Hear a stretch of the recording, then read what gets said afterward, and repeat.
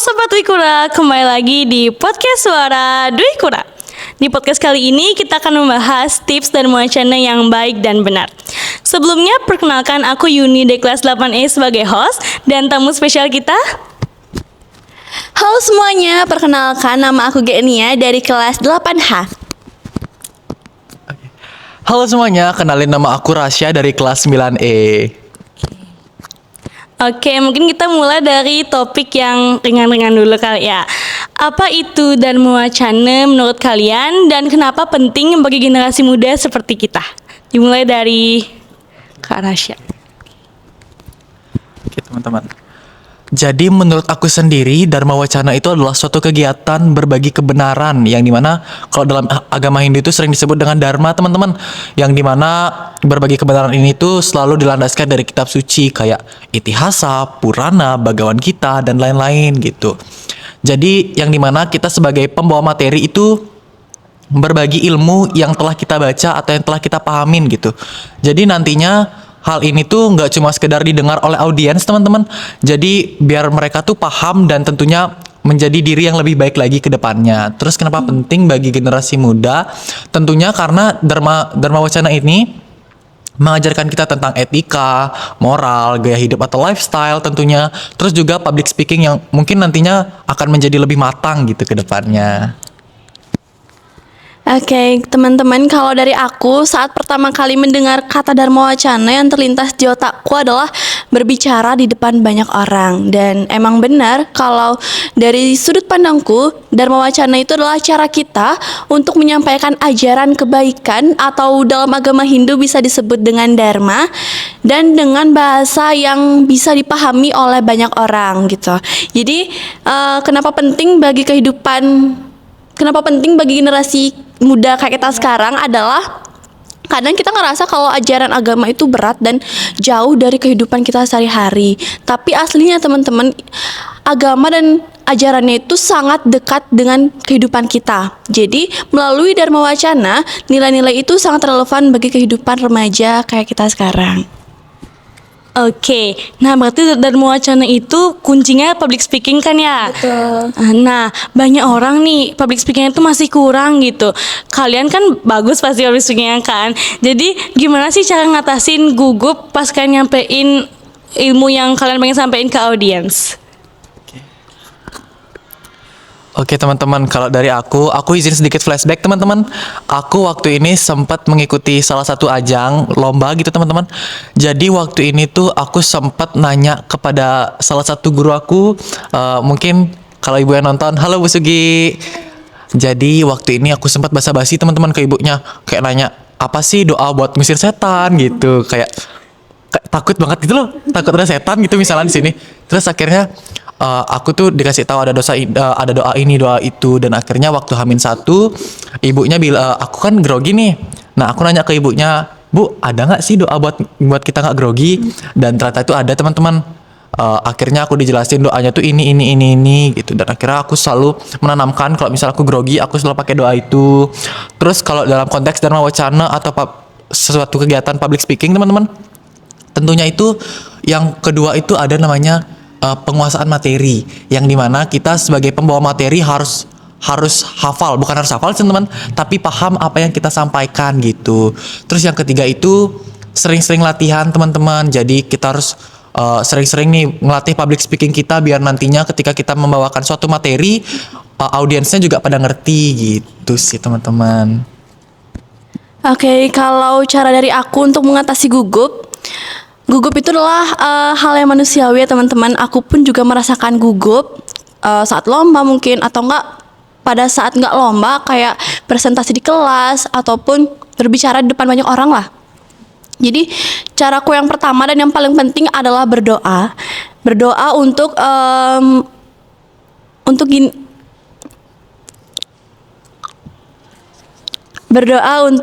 meminta kelancaran dan hasil yang terbaik dari Tuhan gitu. Yang kedua adalah tarik nafas dulu biasanya aku, terus mengingatkan kepada diri kita sendiri kalau hari ini tuh kita lagi berbagi, bukan sedang diuji gitu.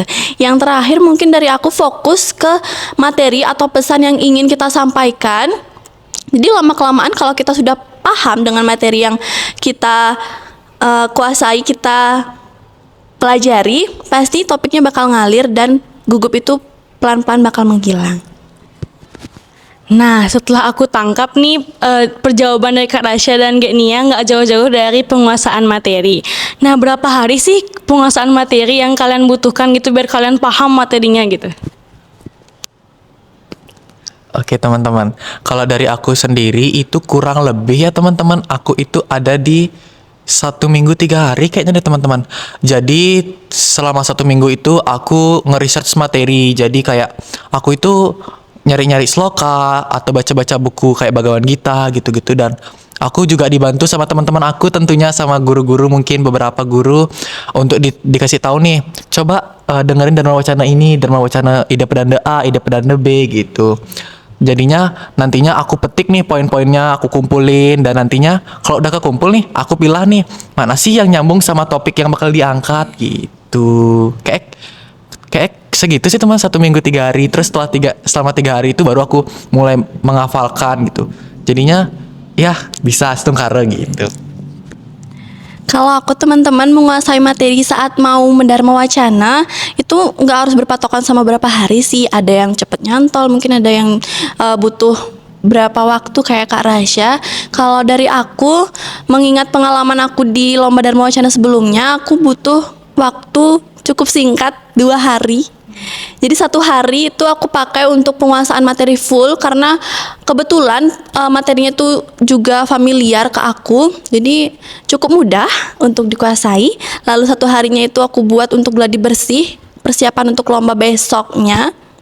Jadi intinya dari aku, jangan cuman dihafal teman-teman, tapi dipahami isinya. Jadi kalau kita sudah paham dengan isinya, pasti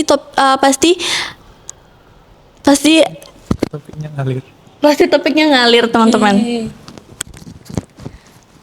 Nah, kan Dharma Wacana ini juga dikaitkan dengan kitab suci agama Hindu ya.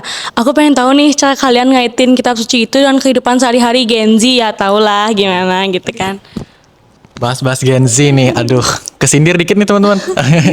izin teman-teman, izin. Oke, kalau dari aku sendiri itu tentunya kita tuh nggak cuma soal istilahnya tuh kayak cuma nulis-nulis doang gitu loh. Ketika guru ngejelasin kita cuma nulis gitu, nggak teman-teman. Kita tuh mungkin bisa nih kita baca sloka mungkin, atau baca kitab agama nih teman-teman. Kita baca, kita pahamin. Kayak contohnya itu ada salah satu sloka yang mengajarkan kita tentang mungkin alam dan manusia itu sama teman-teman. Gimana sih cara kita mengaitkannya? Ya tentunya mungkin dengan cara tidak membuang sampah pada tempatnya. Tidak membuang sampah tidak membuang sampah sembarangan. Sorry. Tidak membuang sampah sembarangan. Terus juga mungkin kita tuh melaksanakan beach clean up gitu, kayak pick air waktu ini Genia kan ada kan ya gitu teman-teman. Jadi kalau mungkin lebih sempit lagi nih, mau lebih sempit di teman, keluarga, di keluarga tuh mungkin kita menurunkan sedikit emosi kita ketika orang tua mungkin sedang marah gitu, kayak gitu sih teman-teman. Upsi. Oke, kalau dari aku cara kita mengaitkan kitab suci ke kehidupan sehari-hari cukup simpel ya teman-teman. Jadi dari kitab suci kita bisa mengaitkannya ke kehidupan seperti yang dibilang Kak Rasya, kehidupan di rumah mungkin, keluarga, teman, ataupun di sekolah. Jadi kitab suci itu bukan cuma dibaca teman-teman, tapi diterapkan. Kalau kita mendharma wacana, kalau kita sudah mempelajari kitab suci tersebut, kita pasti bakal lebih gampang untuk mempengaruhi pembaca agar lebih mengerti dan lebih paham dengan apa yang kita sampaikan, karena relate dengan kehidupan mereka gitu. Nah, aku sedikit cerita ya. Jadi pengalaman aku ngelihat orang Dharma Wacana itu pasti dia menggunakan gerak tubuh yang menarik audiens dong tentunya. Kalian juga kan? Iya. Nah, aku mau tahu cara kalian untuk mengintonasi dan menggerakkan tubuh kalian dengan baik gitu. Dari Genia dulu ya. Oke, Genia. Oke, boleh. Jadi menurut aku intonasi adalah salah satu hal yang paling penting saat Dharma Wacana teman-teman. Karena intonasi bertujuan agar penonton itu nggak mudah bosan sama kita. Jadi misalnya kalau ada bagian yang penting gitu, bagian penting kita bisa tekenin materi itu agar penonton lebih paham dan lebih mengerti. Terus kalau bahasa tubuh yang dipakai jangan kaku dan natural kayak kita ngomong sama teman-teman kita sehari-hari gitu. Jadi menurut aku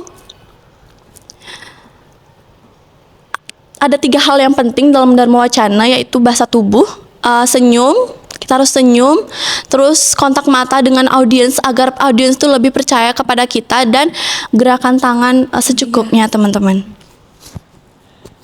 Oke teman-teman, aku hampir sama sih kayak Geni ya teman-teman. Mungkin aku nambahin sedikit aja.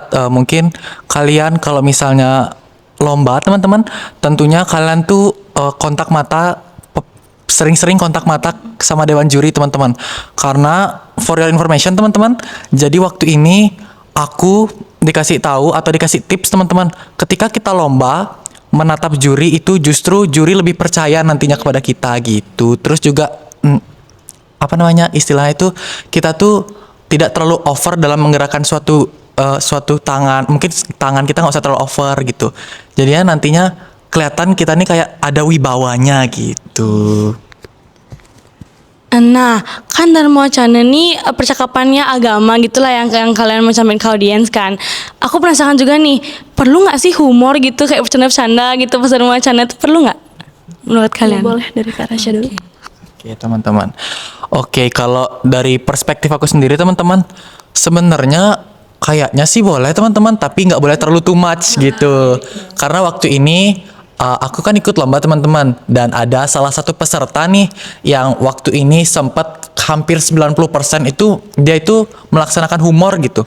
Padahal yang dimana seharusnya kita sebagai pembawa materi itu menjelaskannya dengan argumen kita sendiri gitu. Tapi bukan karena cuma humor gitu, dia tuh nggak ada poin-poin pentingnya. Ada teman-teman, pasti ada, tapi emang tempatnya tuh nggak cocok gitu loh. Dan dari dewan juri juga waktu ini sempat bilang emang nggak cocok, bukan nggak cocok ya teman-teman, tapi tempatnya tuh salah gitu. Sebaiknya kalau dari aku, tips dari aku itu kalau mau Dharma Wacana itu ya sampaikan dengan lugas gitu, jangan terlalu banyak humornya, jangan terlalu tegang juga gitu. Oke, karena aku pertama kali ikut lomba dan melakukan Dharma Wacana, jadi kalau ada kesalahan mohon koreksi ya teman-teman, karena kita di sini sama-sama belajar. Jadi menurut aku humor itu sebenarnya perlu, tapi bener kayak kata Kak Rasya tuh jangan too much dan secukupnya aja. Jadi humor itu kan biar suasananya jadi lebih tenang, terus penontonnya juga lebih santai ke kita. Asalkan jangan berlebihan dan tetap sopan dan sesuai konteks. Jangan sampai pesan utama yang ingin kita sampaikan tertutupi oleh humor tersebut gitu sih. Wah, pendapat yang sangat bagus dari Kak Rasya dan Genia. Terakhir nih, ada nggak sih pesan penting untuk orang yang baru mau nyebur nih ke dunia Dharma Wacana gitu? Aduh. Mau nyebur nih ya, mau nyebur. Tunggu kering dulu kali. Udah basah nih, udah basah banget nih.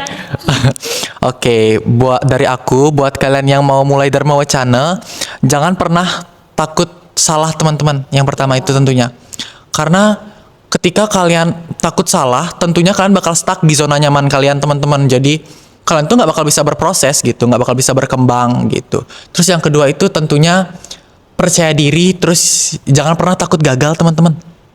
Karena kegagalan itulah yang nantinya bakal menjadi batu loncatan kalian ke depannya. Jadi ketika kalian mungkin pertama kali ikut lomba nih, kalian nggak menang, it's okay teman-teman, berlatih lagi, terus nanti ikut lagi, dan siapa tahu ada rezekinya gitu. Oke, kalau tips dari aku yang pertama kali banget ikut lomba Dharma Wacana, lihat dari pengalaman aku kemarin, yang pertama adalah jangan takut untuk mencoba dan jangan takut salah teman-teman. Karena semua orang jago Dharma Wacana itu pasti juga pernah jadi masa pemula. Jadi saat kita Dharma Wacana jangan langsung untuk terlihat sempurna, karena kita juga pasti mengalami kesalahan, dan dari kesalahan tersebutlah kita belajar.